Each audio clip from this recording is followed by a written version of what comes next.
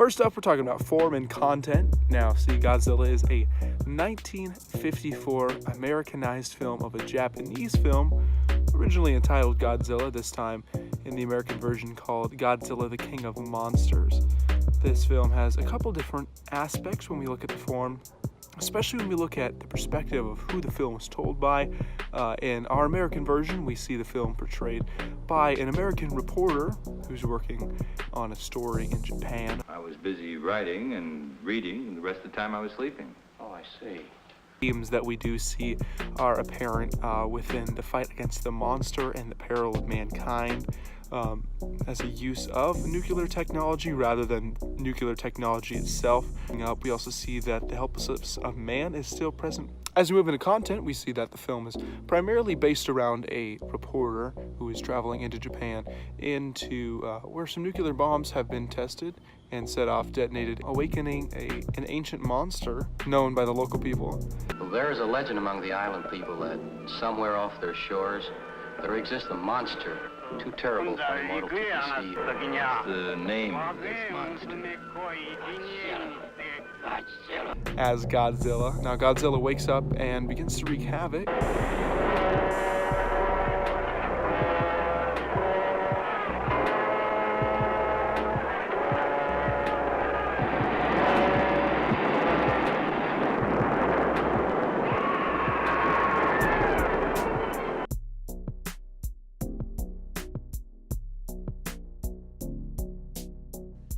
Alright, I'm going to elaborate a little bit more on the non-diegetic sound in Godzilla, particularly that of during the infamous scenes where you see Godzilla destroying Tokyo. The soundtrack in this section, it's very dark, ominous, and slow. It's also very beat-driven and mostly consisting of low brass. It sounds almost like a large monster walking, as if to match the visuals of Godzilla. It has a very boom, boom, boom sound to it. It's very bare bones, but it really fits with the visuals during those scenes.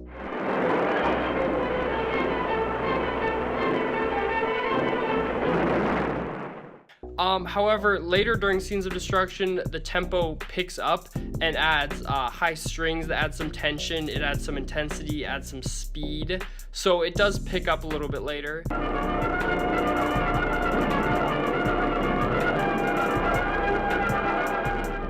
And there was also an interesting decision by the filmmakers to include no soundtrack, no score at all during some of the scenes where Godzilla is causing destruction. So that was an interesting choice as well. And as we move into sound effects, there are some funny sound effects that accompany Godzilla. Now, this sound is very famous for its screeching noise, and it's if you heard it, you would definitely know it. It's a very recognizable sound. It's probably the most iconic thing about this movie, I will say. If I was to rewatch this movie, that would probably be the only thing that I would look forward to.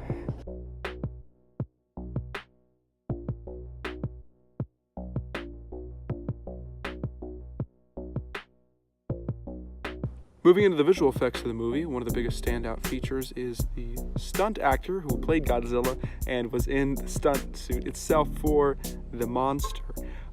This is a mainstay of a number of American B films that would come out later within the decade and made the film very dated in a way that where there was really only two options during the time. It was either stop motion animation or a stunt actor wearing a suit. I will say that the suit does not really do any justice for the movie. It looks very fake and very corny, although it is very fitting for the movie. It's not trying to take itself seriously in a number of ways, though there are some massive sets, especially when Godzilla comes over the horizon. It definitely doesn't need to be anything special. Another standout part about the film is a number of the explosions and the sets used themselves in the movie.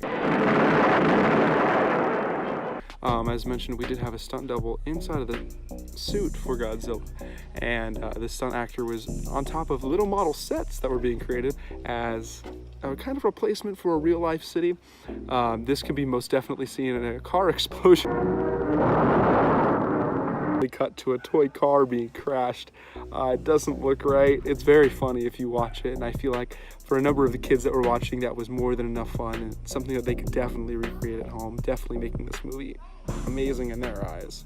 And that's something I could take away as a viewer.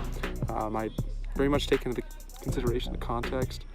It almost justifies the use of miniatures in the movie. It does give it that kid-like feel, and I definitely feel that it serves its purpose in the movie.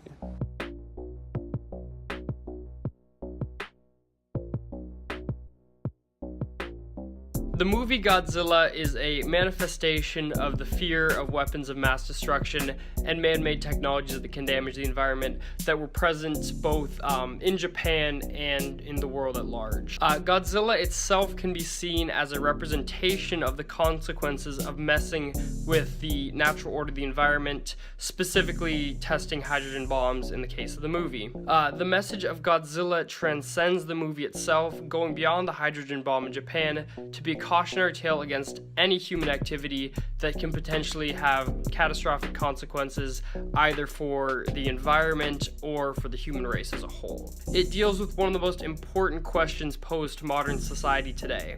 Are the benefits of modern technology outweighed by the threats they pose to nature itself?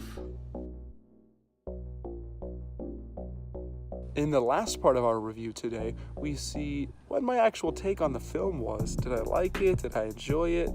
I'll say I did kind of enjoy it.